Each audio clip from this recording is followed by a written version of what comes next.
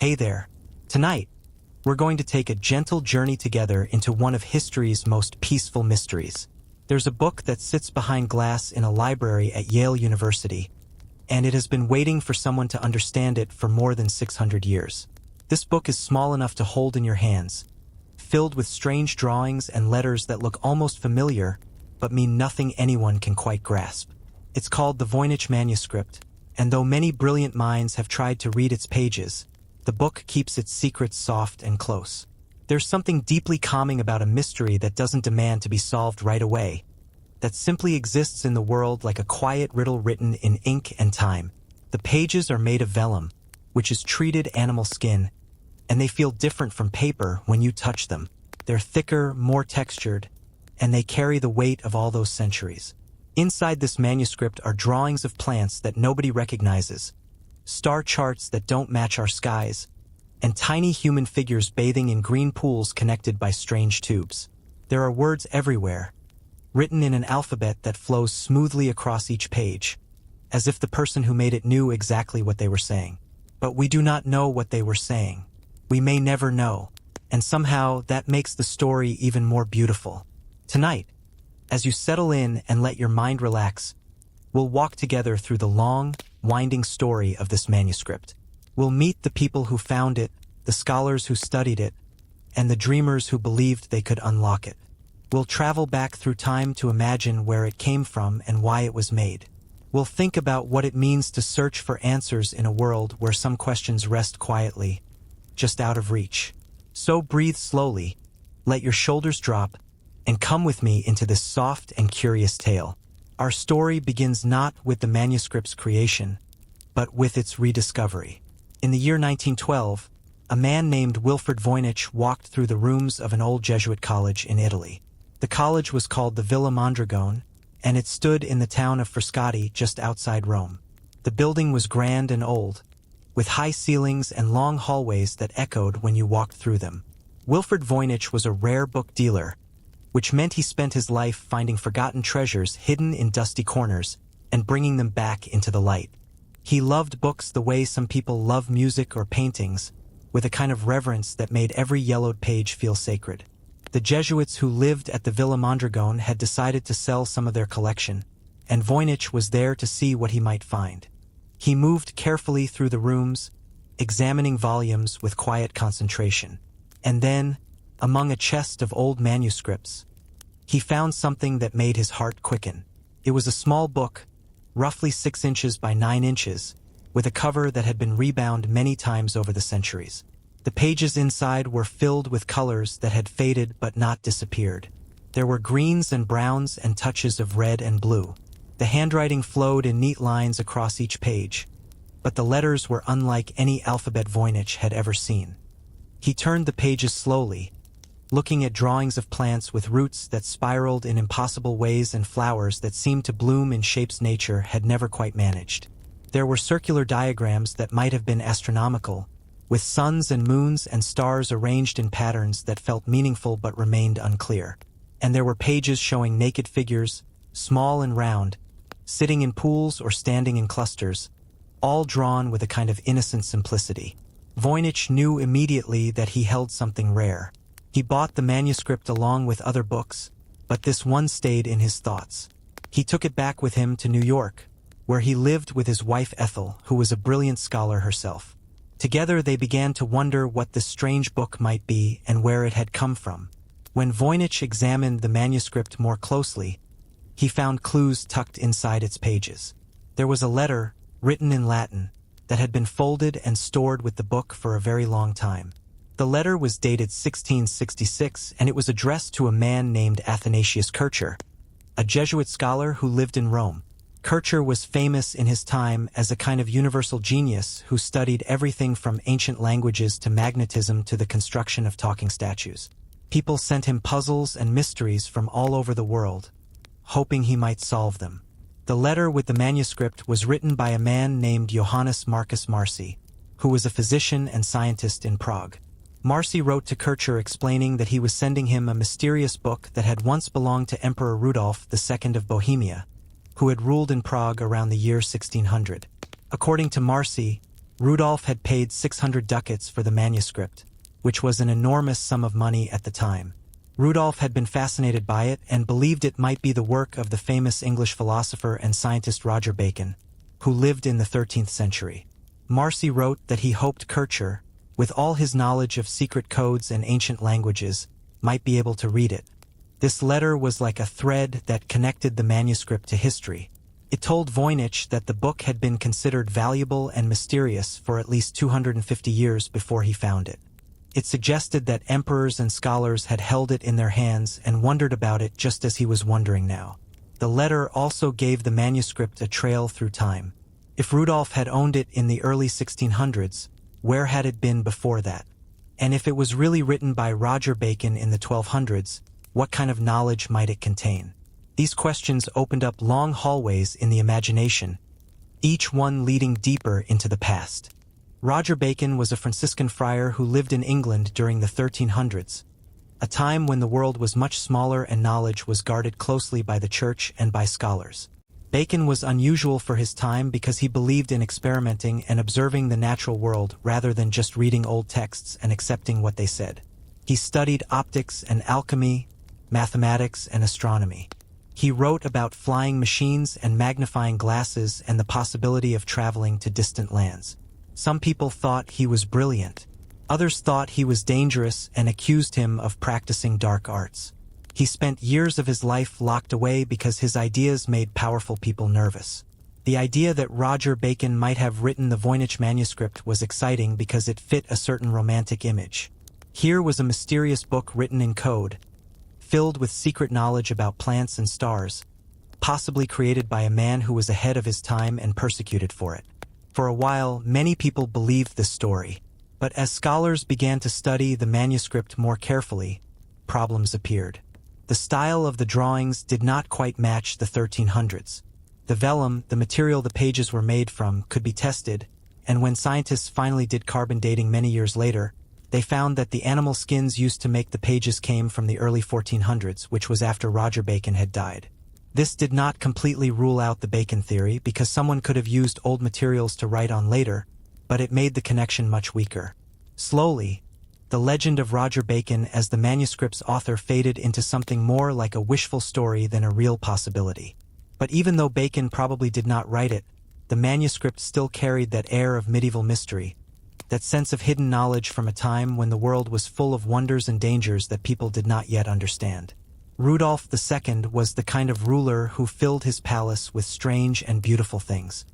He reigned as Holy Roman Emperor in the late 1500s and early 1600s, and his court in Prague became a gathering place for alchemists, astronomers, artists, and mystics. Rudolf was interested in everything that hinted at hidden knowledge or secret powers. He collected clocks that moved by themselves, paintings that seemed almost alive, machines that mimicked the motions of the planets, and books written in languages no one could read. He believed in the possibility of turning lead into gold, of creating medicines that could cure any illness, of unlocking the deep mysteries of the universe. His court was a place where science and magic were not yet separate, where a person could study the stars and also cast horoscopes, where careful observation and wild imagination lived side by side. The Voynich manuscript would have fit perfectly into this world. If Rudolf really did pay 600 ducats for it, he must have believed it contained something valuable, perhaps a hidden system of alchemy or a guide to mysterious plants with secret powers. We know from records that Rudolf employed many scholars and advisors, including the famous English magician and mathematician John Dee, who visited Prague and brought with him his own collection of rare and mysterious books. Some researchers have wondered if John Dee might have sold the Voynich manuscript to Rudolf, or at least brought it to his attention. Dee was fascinated by codes and angels and the idea of communicating with spiritual beings through special languages. He and his assistant Edward Kelly claimed to have discovered a language called Enochian, which they said was the language spoken by angels. It is tempting to imagine Dee holding the Voynich manuscript in his hands, turning its pages and believing he had found something that connected to his own mystical studies. But there is no solid proof that Dee ever owned the manuscript, and this remains one more thread in the tapestry of guesses and possibilities. After Emperor Rudolf died and his collection was scattered, the Voynich manuscript disappeared from view for a long time. It passed through hands we can only guess at, moving quietly from one owner to another, until eventually it ended up in the library of the Jesuits at the Villa Mondragone. There it sat, tucked into a chest with other old books, its pages slowly aging in the Italian air. No one knows exactly how it arrived there or when. Perhaps it was a gift from a wealthy patron. Perhaps it was purchased by a Jesuit scholar who hoped to decode it. Or perhaps it was simply stored away and forgotten. One more curiosity among many in a world that was beginning to value reason and clarity over mystery and code. For 200 years or more, the manuscript rested in the dim quiet of that library, waiting. The world outside changed enormously during those centuries. Empires rose and fell. The age of science began, and people started to look at the natural world in new ways, measuring and naming and categorizing. The idea of secret knowledge started to seem old-fashioned, even silly. Books that had once been treasured as magical were now seen as relics of a superstitious past. But the Voynich manuscript was protected by its silence. Because no one could read it, no one could dismiss it. It remained perfectly mysterious, perfectly safe from judgment, holding its secrets close. When Wilfrid Voynich found it in 1912, it was like waking something that had been sleeping. He brought it back into the world's attention, and it has never quite left since. Back in New York, Wilfrid Voynich and his wife Ethel Lillian began to share the manuscript with scholars and cryptographers, hoping someone might be able to read it. They made photographic copies of the pages and sent them to experts in ancient languages, to specialists in medieval manuscripts, and to anyone who had a reputation for solving difficult puzzles. The responses were fascinated but cautious. Everyone agreed the manuscript was extraordinary. The handwriting was confident and consistent, suggesting it was not just random marks but a real system of writing.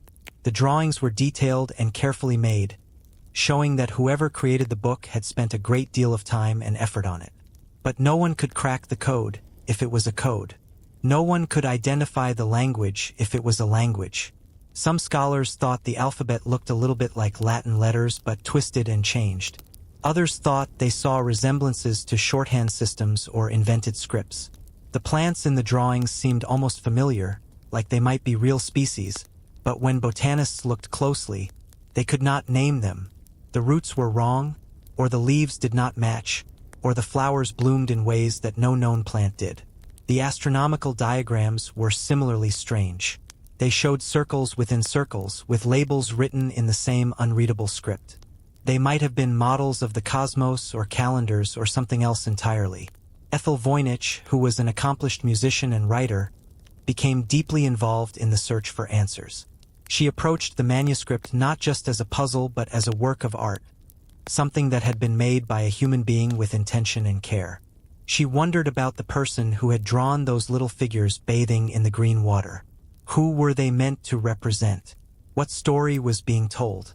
The Voynich family kept the manuscript for many years, and during that time it became famous in certain circles, known as one of the great unsolved mysteries of the bibliophile world. In the years after World War I, as cryptography began to develop into a serious science, the Voynich manuscript caught the attention of professional codebreakers. One of the most famous of these was a man named William Friedman, who worked for the United States government and helped create some of the most important code-breaking techniques of the 20th century. Friedman had broken Japanese military codes during World War II, and he was brilliant at finding patterns in what seemed like chaos. He first encountered the Voynich manuscript in the 1920s, and it captivated him. He believed that any code made by a human mind could be broken by another human mind, as long as you had enough patience and the right methods.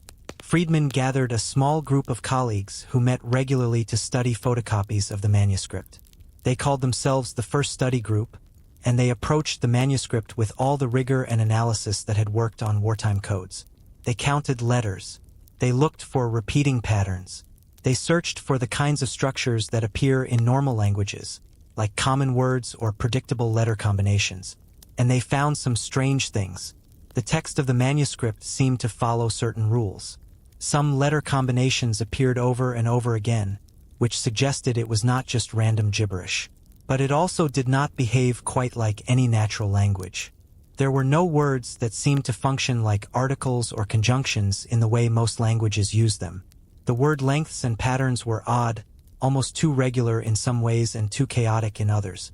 Friedman spent years working on the manuscript, off and on, whenever he had time away from his official duties. He never solved it.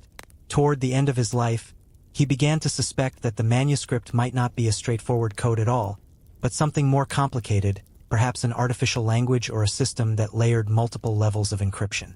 His wife Elizabeth, who was also a brilliant codebreaker, worked on it with him, and together they represented one of the most formidable intellectual partnerships ever to tackle the mystery. Yet the manuscript resisted them, holding its silence with a kind of gentle stubbornness. For many decades, no one knew exactly when the Voynich manuscript had been made. Scholars could guess based on the style of the drawings or the type of vellum, but guesses were not certainties. Then, in 2009, researchers at the University of Arizona were given permission to perform carbon dating tests on the manuscript. They took tiny samples of the vellum from 4 different pages and subjected them to radiocarbon analysis, which measures the decay of carbon isotopes to determine the age of organic materials. The results came back with a date range that was surprisingly narrow and surprisingly early. The vellum had come from animals that lived between 1404 and 1438, which placed the manuscript firmly in the early 1500s. This was a revelation. It meant the manuscript was even older than many people had thought. It pushed the date back before the life of Emperor Rudolf, before the time of John Dee, into a period when Europe was just beginning to emerge from the Middle Ages into the Renaissance. It was a time when knowledge was still mostly controlled by the church and by monks who copied manuscripts by hand. It was a time when the printing press was only just being invented and books were rare and precious. Knowing the age of the manuscript helped narrow down the possibilities for who might have made it and why. It ruled out some of the more fanciful theories that placed the manuscript in later centuries. But it also deepened the mystery, because it meant that whoever created the Voynich manuscript did so in a world where the tools and ideas we take for granted today were only just beginning to form. They did it without computers, without modern chemistry, without the accumulated knowledge of 500 more years of science. They made something that has outlasted empires and still confounds experts. And they did it quietly, with ink and vellum and an imagination we can barely touch. Over the years, as more and more people have studied the Voynich manuscript, hundreds of theories have been proposed about what it might be. Some researchers believe it is written in a cipher, which means the text is a disguised version of a known language, scrambled according to some secret system. If that is true, then breaking the code would reveal words in Latin or German or some other medieval language. Other researchers think it might be an artificial language, invented entirely by the manuscript's creator for some private purpose. Perhaps it was meant to be a universal language, a system that could be understood by anyone once they learned its rules. Or perhaps it was a personal language, used by one person or a small group to record their thoughts in a way that no outsider could read.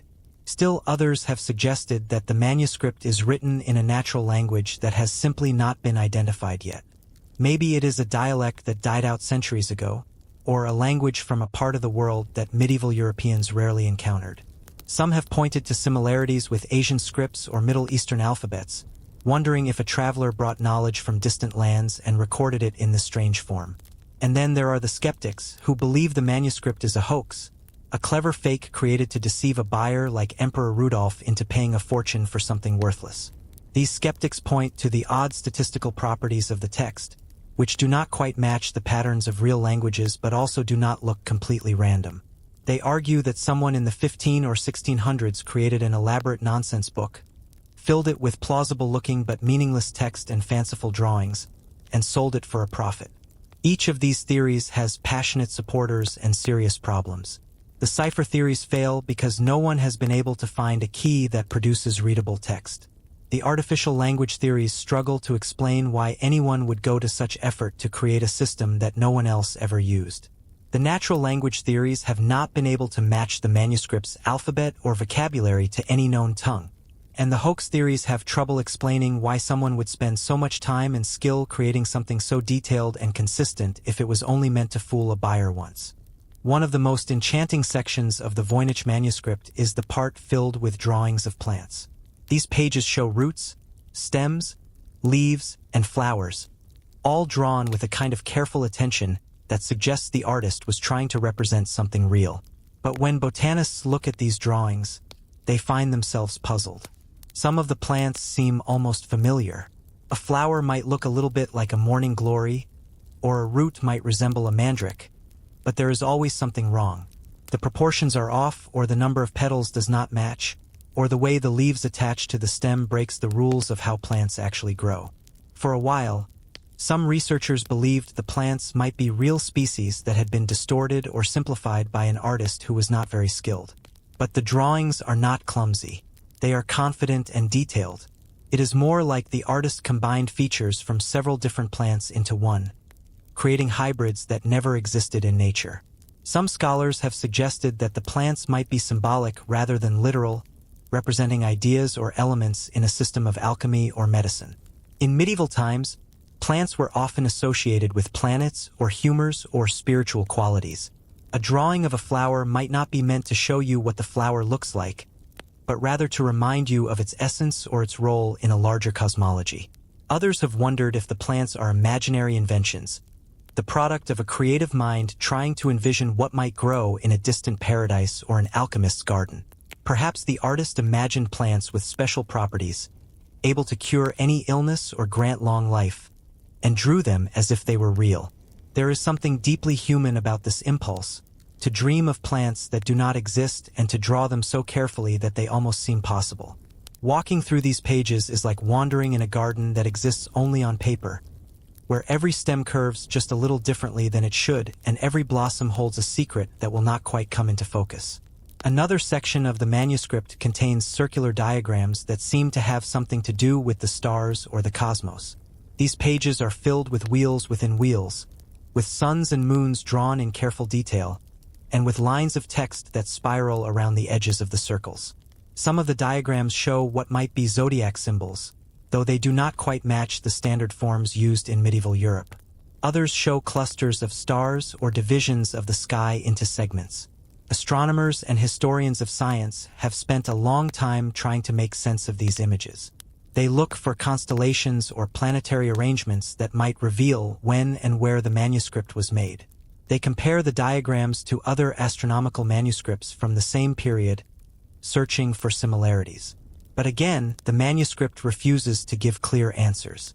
The symbols are close enough to recognizable that they feel meaningful, but different enough that they do not fit neatly into any known system. It is possible that the diagrams represent a calendar, dividing the year into months or seasons according to a system that has been lost. Or they might show a cosmological model, a way of imagining how the earth and the heavens relate to each other. In the medieval world, astronomy and astrology were deeply connected. The movements of the planets were believed to influence events on Earth, and understanding the stars was thought to give insight into fate and fortune. If the Voynich manuscript was created in this context, then the astronomical diagrams might be both scientific and mystical, mapping the sky and also mapping meaning. Looking at these circular pages, you can almost feel the mind of the creator turning things over, arranging and rearranging, trying to capture something vast and complex in a form that could be held on a single sheet of vellum. Perhaps the strangest and most whimsical section of the Voynich manuscript is what scholars call the balneological section, which shows dozens of small naked figures bathing in pools of colored water.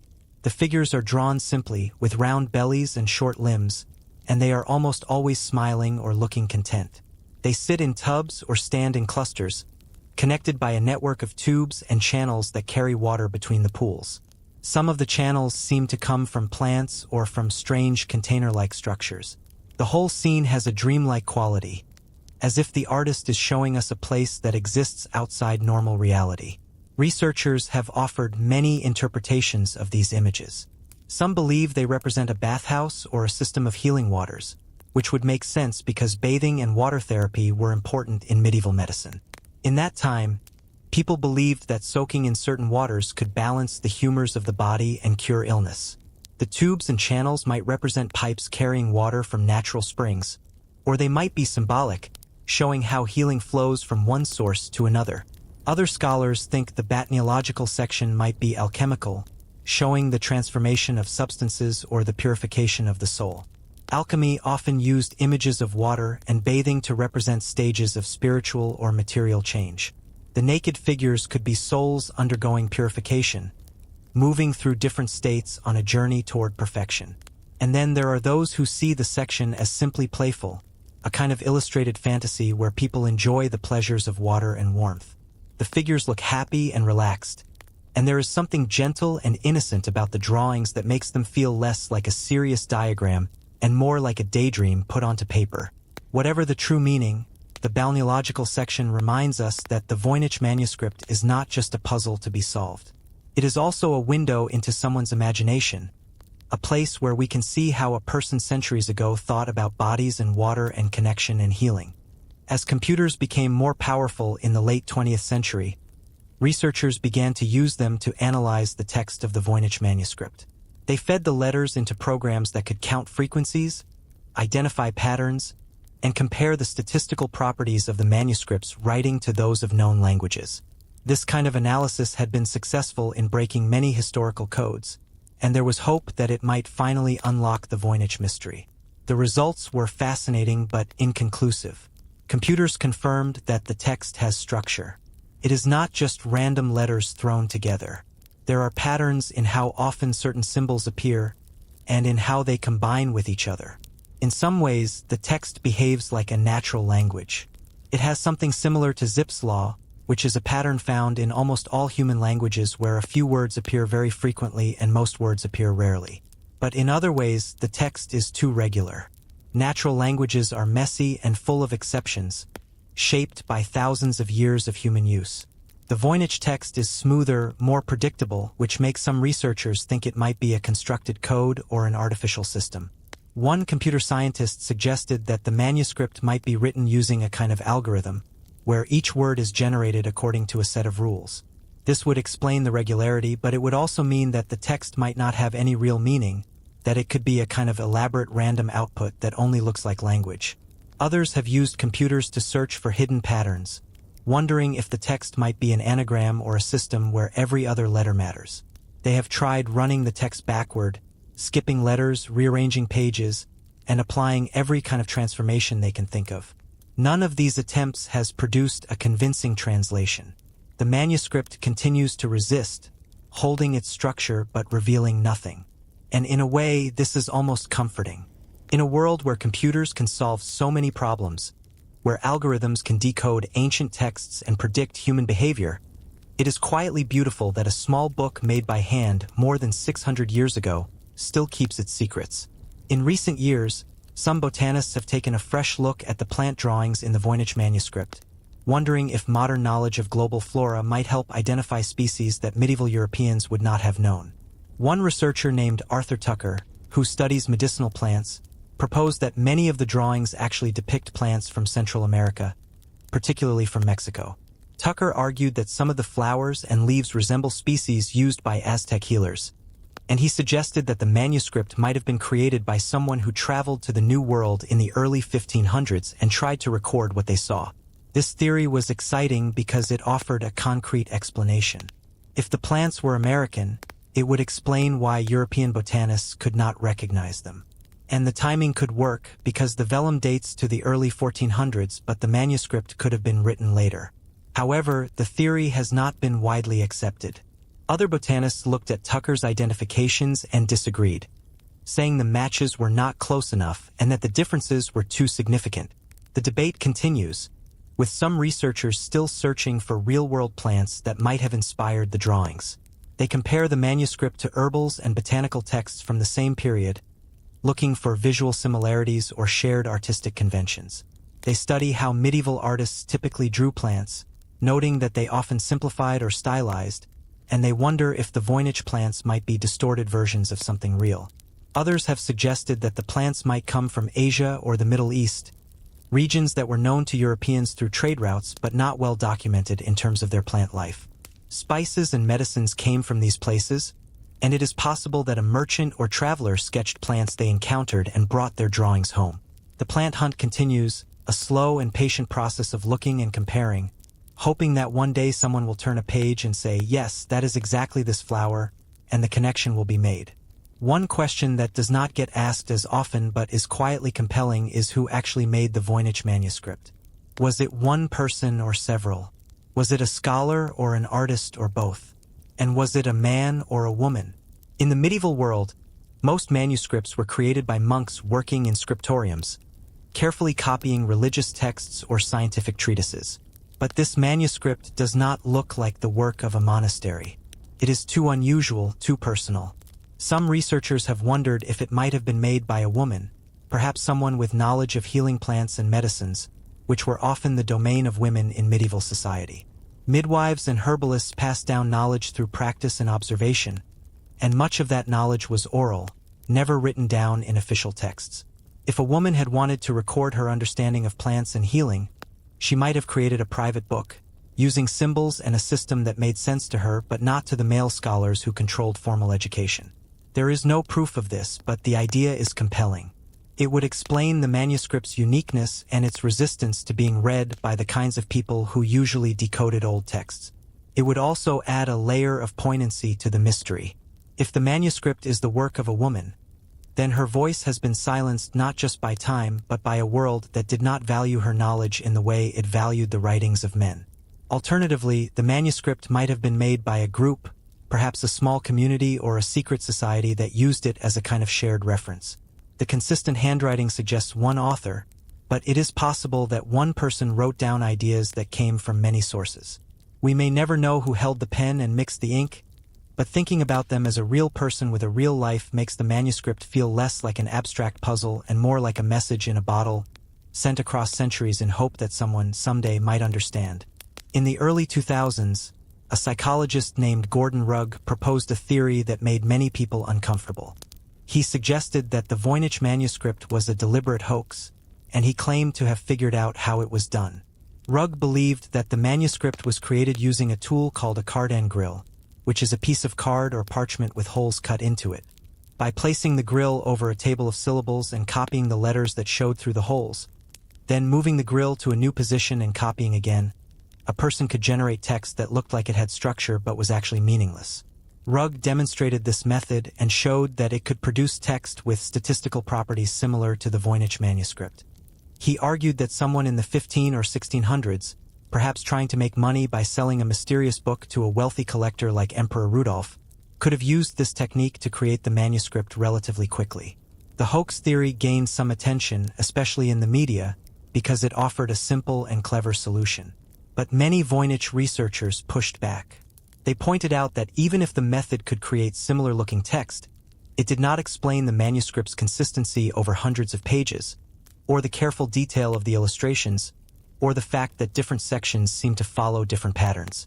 A hoax would need to be extraordinarily elaborate and painstaking, and it is hard to imagine why someone would go to so much trouble when simpler frauds would have been easier to execute and just as profitable. There is also the question of motive. If the manuscript was a hoax, why did the creator include so many odd and specific details that seem to hint at meaning? Why draw plants that are almost but not quite real? Why create astronomical diagrams that almost but not quite match known systems? A simple fake would be more obviously impressive, filled with dramatic images and mystical symbols that looked important. The Voynich manuscript is too strange and too subtle to feel like a con artist's work. But the hoax theory has not gone away entirely. It lingers as a possibility, a reminder that human beings are capable of great cleverness and deception, and that sometimes the simplest explanation is that someone was playing a very long and very elaborate joke. In 2017, a researcher named Nicholas Gibbs wrote an article claiming that he had solved the Voynich manuscript. His theory was that the text was not a cipher or an unknown language, but rather a system of Latin abbreviations used to label diagrams in a medical and alchemical textbook. According to Gibbs, the manuscript was written by multiple scribes who used a kind of shorthand common in medieval manuscripts, and the apparent strangeness of the text was simply the result of modern readers not recognizing this specialized notation. Gibbs argued that once you understood the abbreviations, the manuscript became readable as a treatise on women's health, bathing, and herbal medicine. The announcement generated a lot of excitement in the popular press, with headlines declaring that the mystery had finally been solved. But within days, experts on medieval manuscripts and the Voynich manuscript itself began pointing out serious flaws in Gibbs's claims. His proposed readings did not match the text in any consistent way. He had taken a few symbols and tried to assign them Latin meanings, but the assignments were arbitrary and did not work for the rest of the manuscript. His article also failed to provide the kind of detailed evidence and systematic analysis that would be needed to support such a bold claim. Within the scholarly community, the Gibbs solution was quickly dismissed. It became one more example of how the Voynich manuscript attracts passionate amateurs who believe they have found the key, only to discover that the lock is more complicated than it first appeared. But the episode was also a reminder of how much people want the manuscript to be solved. There is something deeply satisfying about the idea of a mystery being unlocked, of secrets finally being revealed. Each time someone announces a solution, there is a moment of collective hope, a feeling that maybe this time we will finally know. And when the solution falls apart, there is disappointment but also a strange kind of relief.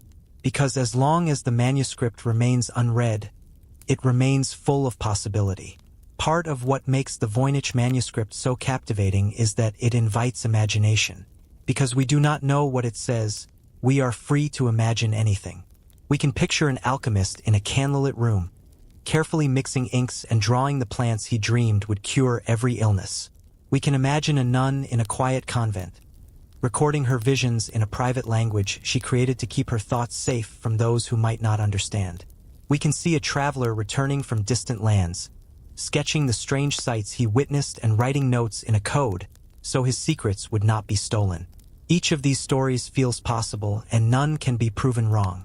The manuscript becomes a kind of mirror, reflecting back whatever we bring to it. People who love botany see a botanical text. People who love astronomy see star charts. People who love codes see ciphers. And people who love mysteries see the ultimate puzzle. This quality makes the manuscript different from most historical artifacts, which tell us something specific about the past. The Voynich manuscript tells us about the past but also about ourselves, about the way we think and hope and wonder. It shows us that even in a time when so much has been explained, when science has answered so many questions, there is still room for the unknown. And the unknown is not something to fear. It is something to sit with, to appreciate, to let spark our curiosity without demanding that it be resolved. In a world that moves so fast and insists on answers, the Voynich manuscript is an invitation to slow down and simply look, to be comfortable with not knowing, to find beauty in the mystery itself. In the past few years, researchers have begun using artificial intelligence to tackle the Voynich manuscript, hoping that machine learning might find patterns that human minds have missed. These AI systems can process vast amounts of data and identify connections that are too subtle or too complex for people to see. Some teams have used neural networks trained on multiple languages to see if the manuscript might match any known linguistic structure. Others have tried using AI to decode the text by treating it as an unknown script and comparing it to the statistical properties of known writing systems. One study used an algorithm designed to detect the underlying language of coded texts, and it suggested that the manuscript might be written in Hebrew that has been encrypted and had its vowels removed. The researchers fed the text into a translation program and got results that included some Hebrew words, though the translations were fragmentary and did not form coherent sentences. The study was interesting but not conclusive, and other experts pointed out that you can often get words in any language if you manipulate the text enough. Another approach has used AI to analyze the illustrations, comparing the plant drawings to databases of botanical images to see if any matches can be found. So far, these efforts have not produced a definitive identification, but they have helped narrow down possibilities and rule out certain species. The use of artificial intelligence in studying the Voynich manuscript is still in its early stages, and it is hard to say whether it will eventually succeed where human efforts have failed. AI is very good at finding patterns, but it is less good at understanding context and meaning, which might be exactly what is needed to unlock the manuscript. Still, it is exciting to think that new tools might bring new insights, and that the manuscript might finally reveal its secrets to a mind that is not quite human but is guided by human curiosity. After Wilfrid Voynich died, the manuscript passed through several hands before finding its permanent home. Ethel Voynich inherited it and eventually sold it to a man named Hans Krauss, who was a rare book dealer hoping to find a buyer who would pay a high price for such a famous mystery. Krauss tried to sell the manuscript for a long time, but despite its fame, he could not find anyone willing to pay what he thought it was worth. In the end, He donated it to Yale University in 1969, where it now resides in the Voynich Rare Book and Manuscript Library. The Voynich is a beautiful building with walls made of translucent marble that let light filter through in a soft, amber glow. Inside, the manuscript sits in a climate-controlled environment, protected from the air and the light that might damage its fragile pages. Scholars can request to see it, and high-quality scans of every page are available online for anyone to study. This accessibility has opened up the manuscript to a new generation of researchers, amateur and professional, who can now examine it without traveling to New Haven. The manuscript's home at Yale has given it a kind of stability and security. It is no longer a mysterious object passing from hand to hand, at risk of being lost or damaged. It is now part of an institution dedicated to preserving knowledge, and it is cared for by people who understand its historical and cultural value. Visitors to the Voynich can sometimes see the manuscript on display, and there is something moving about standing in front of it, looking at the pages through glass and knowing that centuries of people have looked at these same images and letters, all of them wondering, all of them hoping to understand.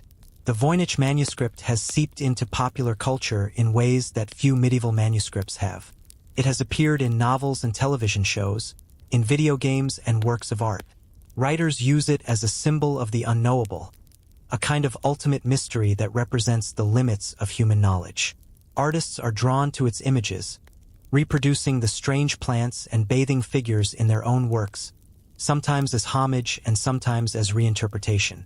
There are Voynich-themed puzzles and board games, and people create their own versions of the manuscript script, designing fonts and writing their own messages in what they imagine the letters might mean. This cultural presence is part of what keeps the manuscript alive.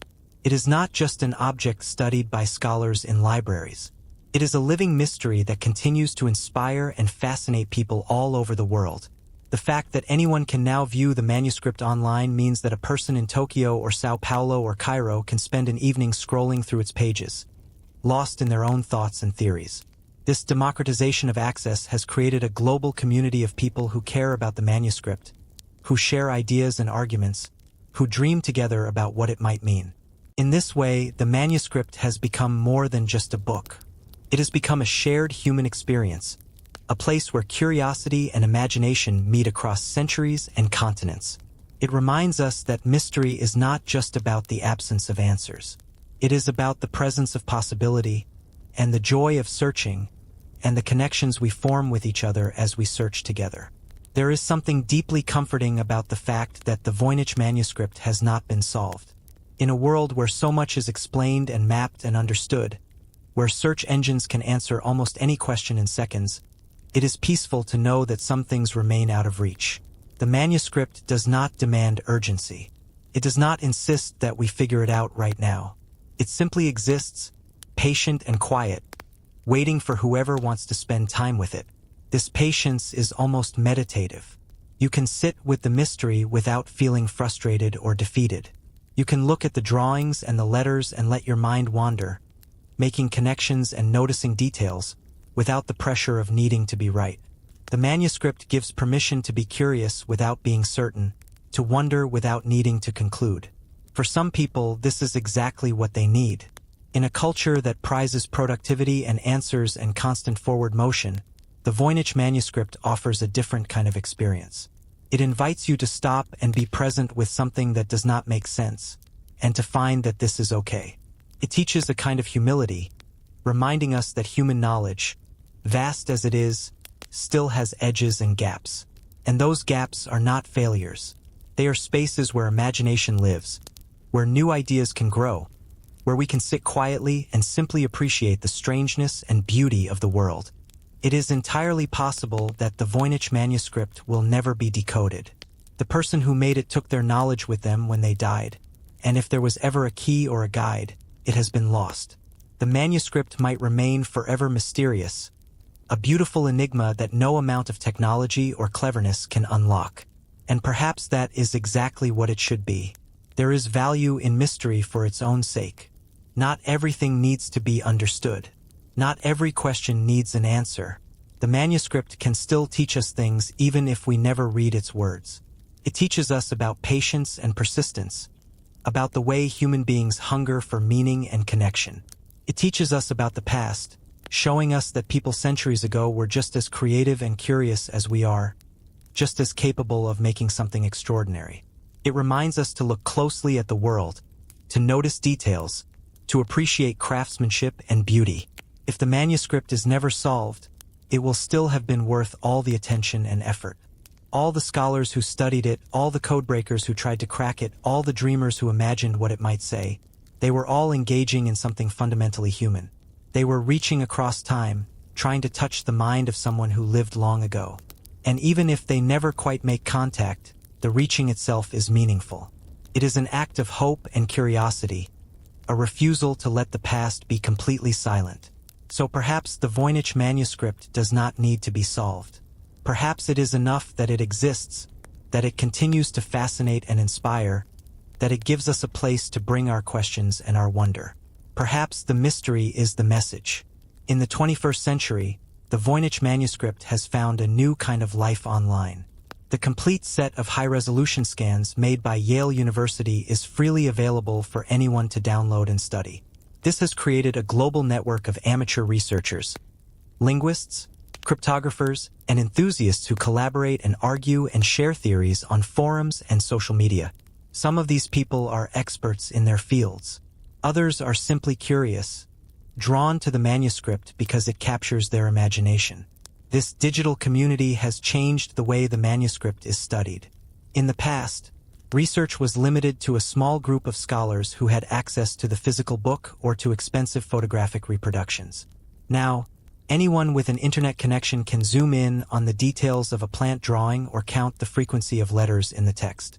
This openness has led to an explosion of theories, some serious and well-researched, others speculative and creative. The online discussions can be fascinating to follow. People from different disciplines bring different perspectives. A computer scientist might notice patterns in the text that a linguist would miss, while a historian might provide context that helps make sense of a particular illustration. The collaborative nature of the internet allows these different kinds of knowledge to come together in ways that were not possible before. Of course, the digital age has also brought challenges. With so many people offering theories, it can be hard to separate serious research from wishful thinking. The manuscript has become a kind of Rorschach test, where people see what they want to see, and confirmation bias can lead them to believe they have found the answer when they have really only found a pattern that fits their expectations. But even with these challenges, the democratization of access has been overwhelmingly positive. It has kept the manuscript alive in the public imagination and ensured that new generations will continue to wonder about it. The many codebreakers and cryptographers who have worked on the Voynich manuscript over the years have learned important lessons from their failures. They have learned that not all codes are created equal, and that some systems are so complex or so unusual that standard methods do not work.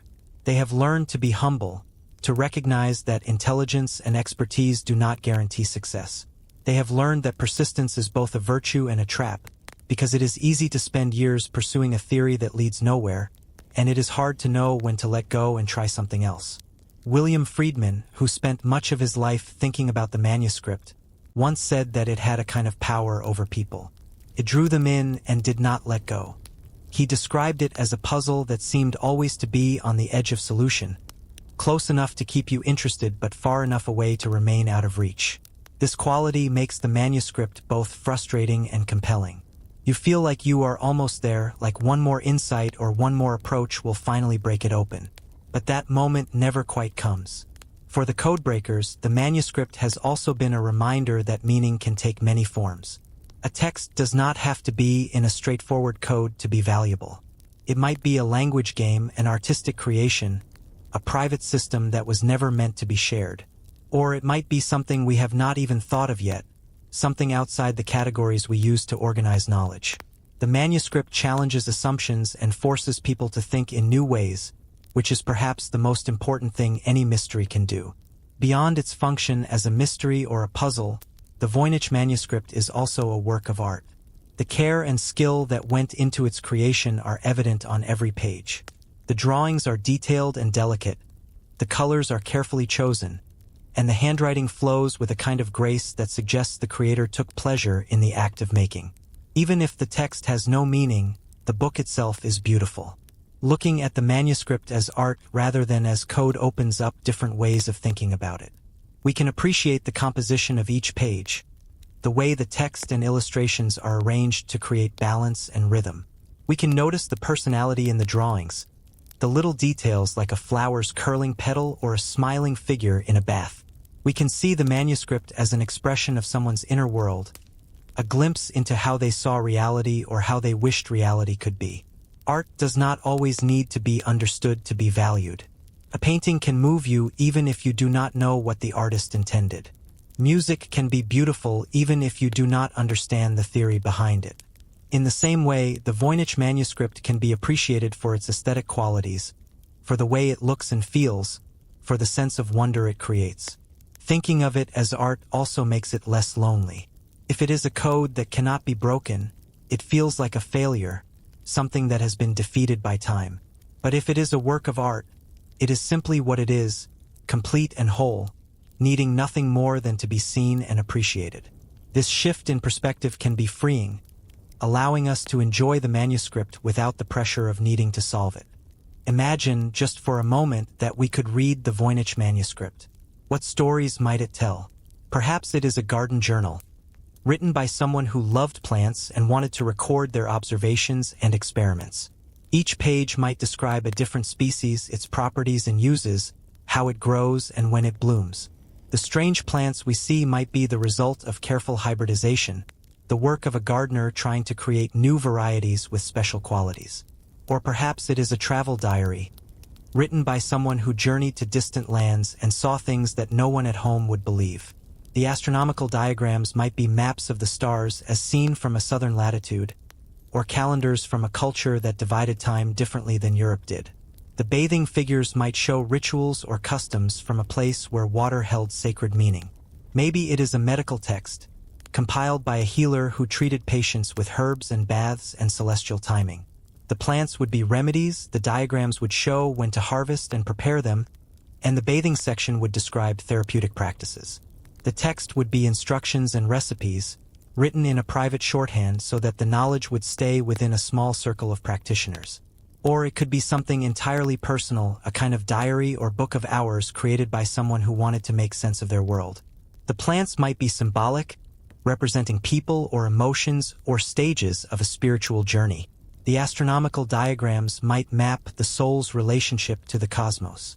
The bathing figures might be a meditation on purity and renewal. We will probably never know which, if any, of these stories is true. But the act of imagining them connects us to the manuscript's creator across the gulf of time. It reminds us that they were a real person with thoughts and feelings, hopes and fears, and that this book was important enough to them that they spent months or years making it. For those lucky enough to see the Voynich manuscript in person, there is a physical quality to it that scans and photographs cannot fully capture.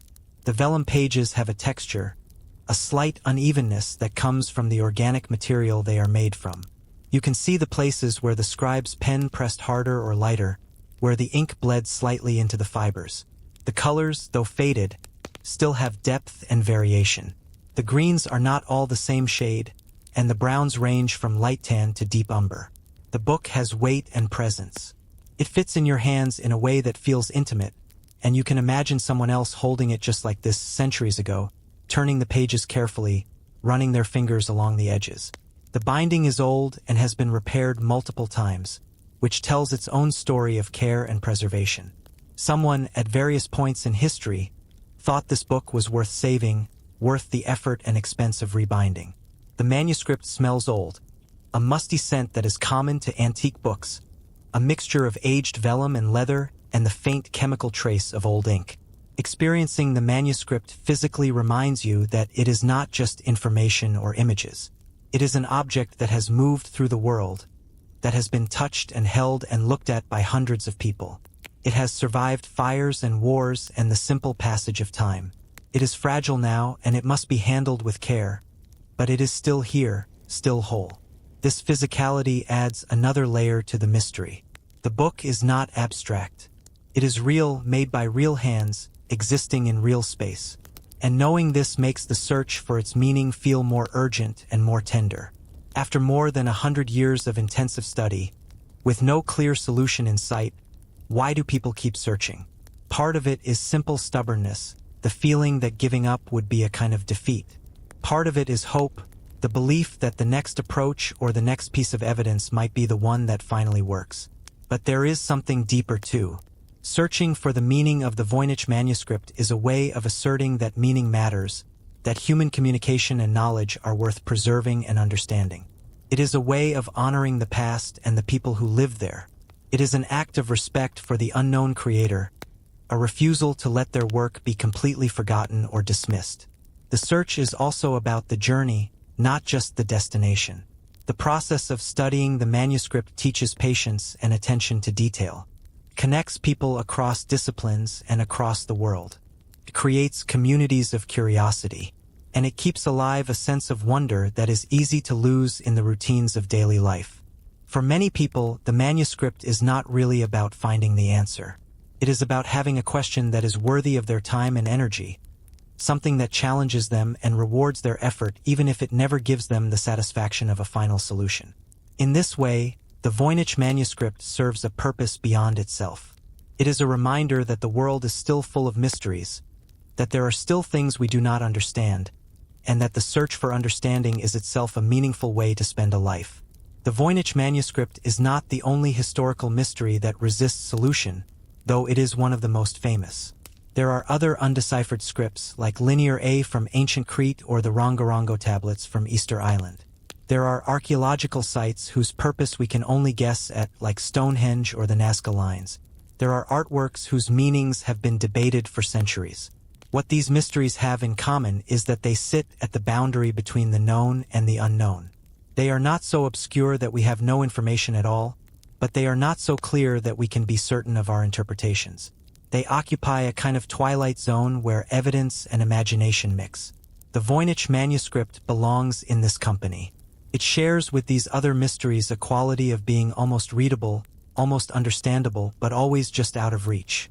And like those other mysteries, it serves a cultural function. It gives us something to think about, something to debate, something to explore together. It reminds us that history is not just a collection of facts, but also a collection of questions. And it shows us that the past is still alive in a way, still speaking to us, even if we cannot quite make out the words.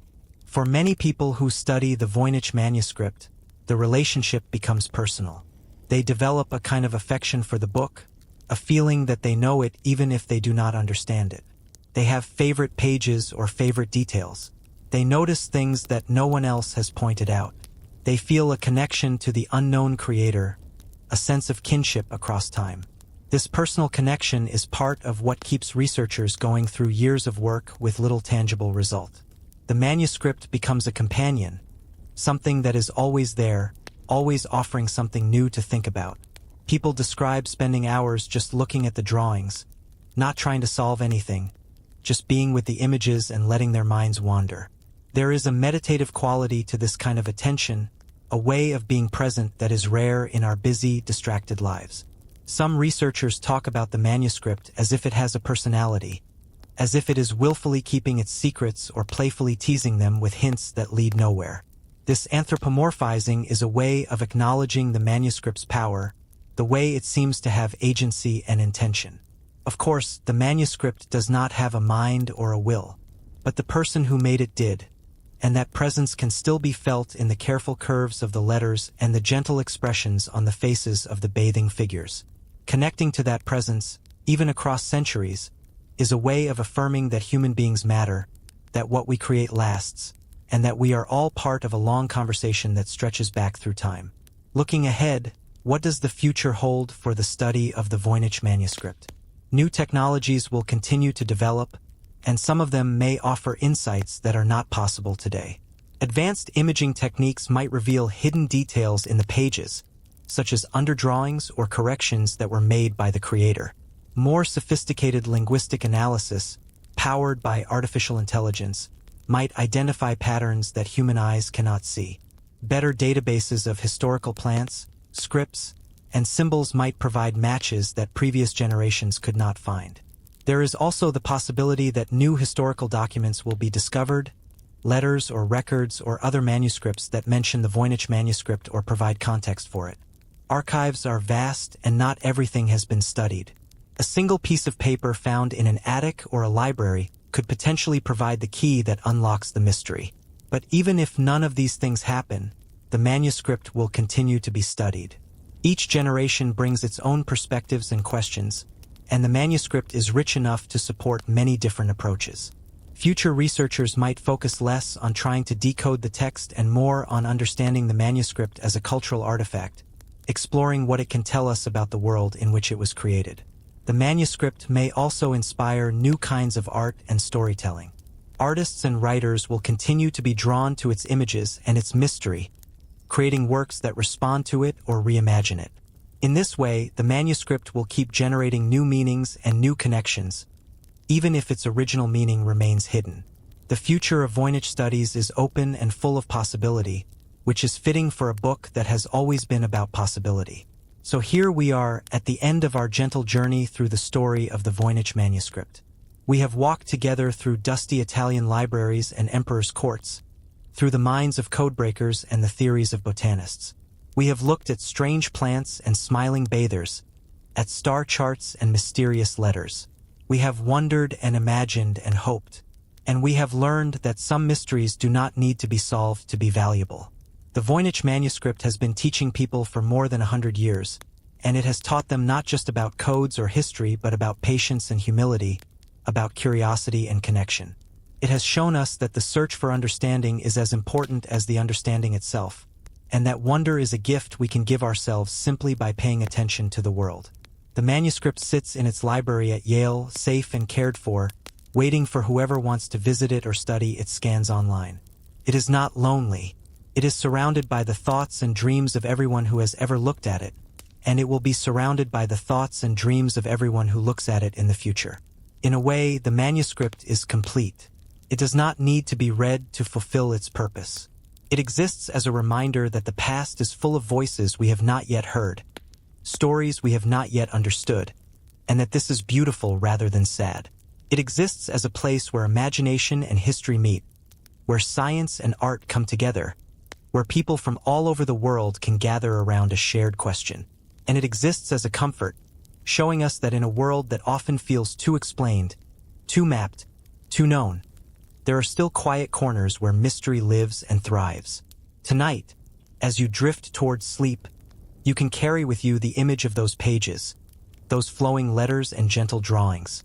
You can think of the person who made them, working carefully by candlelight or morning sun, creating something that would last long after they were gone.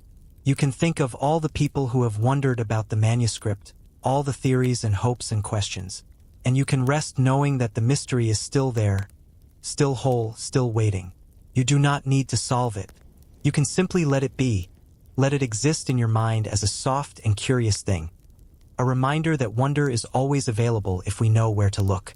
The Voynich manuscript is a gift from the past to the present, a puzzle made of beauty and patience, and it asks nothing from us except that we notice it, appreciate it, and let it remind us that the world is still, and always will be, full of things we do not yet understand. And that is a peaceful thought to carry into sleep. Rest well.